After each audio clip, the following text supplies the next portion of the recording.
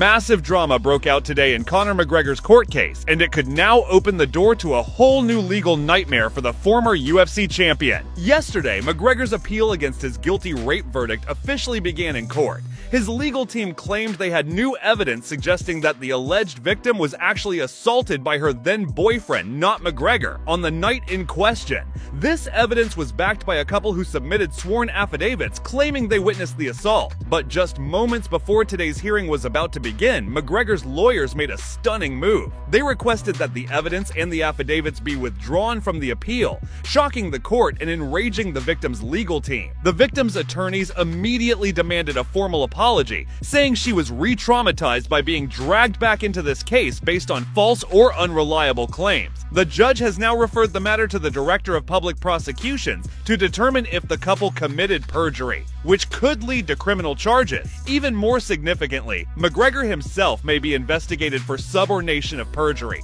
a legal term meaning he allegedly induced others to lie under oath. If proven, this could result in a fresh criminal prosecution against McGregor. This marks a serious and unexpected turn in the appeal, and could potentially explode into a much larger legal issue.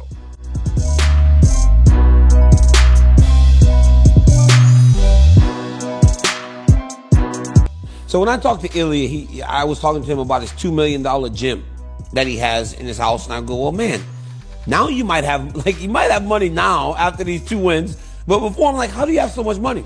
Come to find out, Ilya got family money. Ilya's rich. Hey, Ilya's got family money, and then Sarukian, I saw Sarukian just housing $1,000 a bite of caviar. He's just housing like caviar. Arman's like rich. Could you imagine 2 rich dudes fighting for a UFC title? Like 2 rich dudes that didn't get their money in fighting would be the craziest thing, because rich dudes don't fight.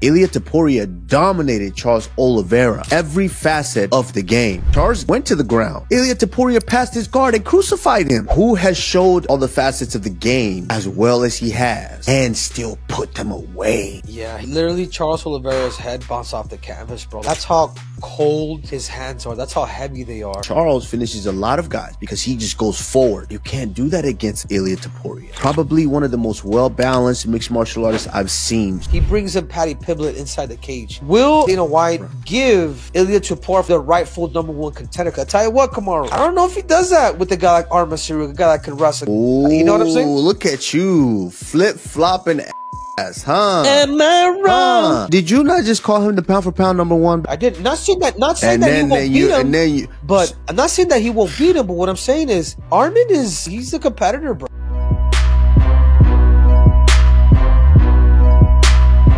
Do you think he beats Jack Della Maddalena?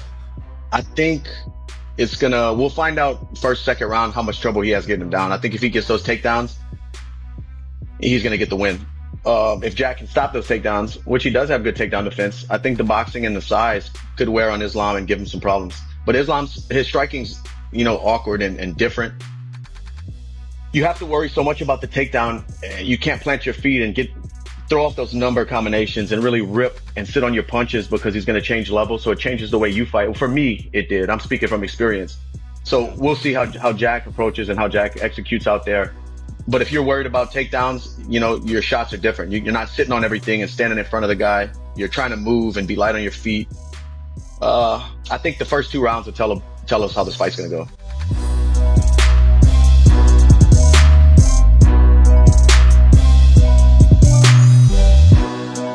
May 6th, when Hunter Campbell, or maybe Rizvan, those photos came up of Hunter Campbell there in Dagestan with you guys. What did he come there for? What did he say to you? Honestly, everybody think he come to make fight with Topuria, but he was here. We talk about fight against who is the winner against Della Maddalena and Bilal. And he told me, hey, I know Bilal is your friend, but this is the sport. Shake hands, fight, after the fight respect, and that's it. Just see who is the best fighter in the world. And we have big discussed about that, and I told them, let's wait for the fight. When Bilal fight was Maddalena, we will see after that what we have to do.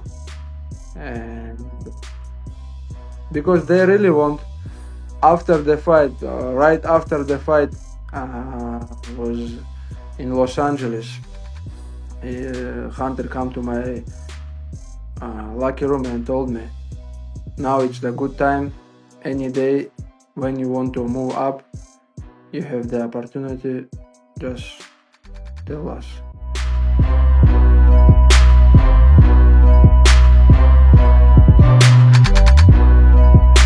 But at the time, Ilya was a nobody and I was a somebody. So he wanted to become a somebody off my name. I still say to this day, he wouldn't have got a title shot that fast if it wasn't for me and him having beef. Yeah. Because no one knew who he was. You know what I mean? He's just a McGregor clone. I've said this before in several interviews. People just think he'd steamroll me, you know what I mean? But it's different when there's that much size difference. People think that, you know, I'm not good enough to go against him and stuff like that. But lad, he's a midget. So I said to them, I will finish you, little boy. You know what I mean? Because he's like that much shorter than me. I'm so much wider than him. Yeah. Like, as I said, I'd just kick up Topuria around the cage. I can't wait to shock a lot of people.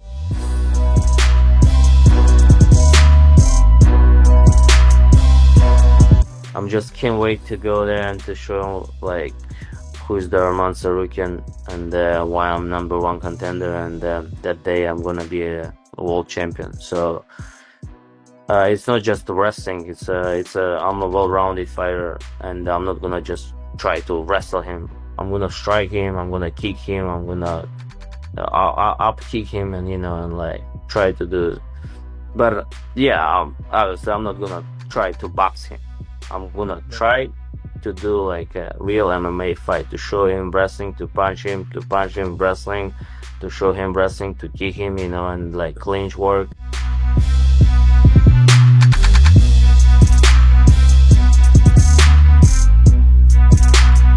I really like Charles, but what was that game plan, lad?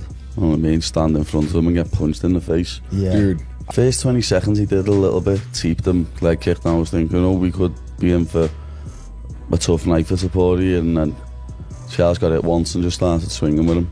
But when he was walking out, I did turn to Graham and say, he looks nervous. Yeah. And when Ilya walked out, he was just smiling. Like, that's going to play a part in this year. I don't know what, as I say, I'd love to know what their game plan was, because that was just, like, it was half embarrassing. Like, where did the cut come from as well? That's what I was thinking. Oh, yeah, I don't know. When, like, Topuria ended up on top of him, I was like, oh, Oliveira's cut. Yeah. So obviously that would have been in his eye a little bit and easier to get it, but still, what are you doing just standing in the middle and swinging punches with him when he's a top-class boxer and he's got power? It's just, it blew my mind at how stupid he could be after, it was his 47th pro fight, and he was going in there like an amateur.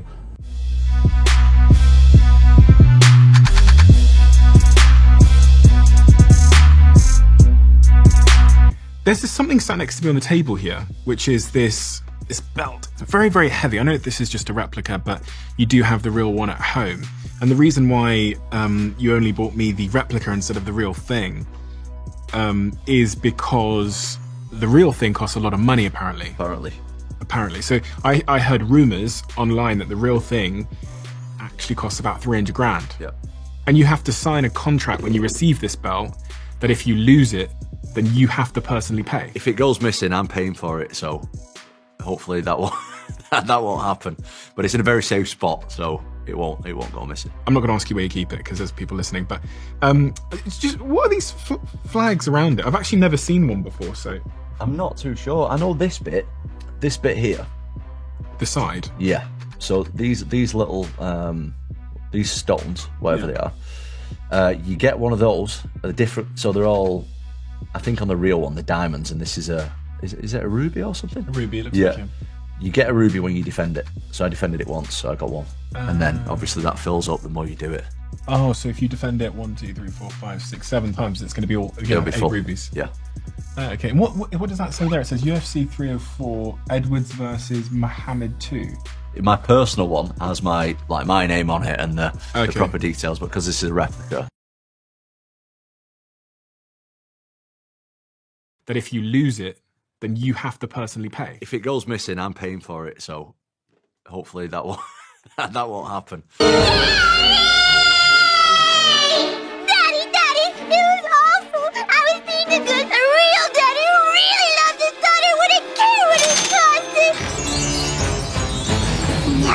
the love I'm talking about.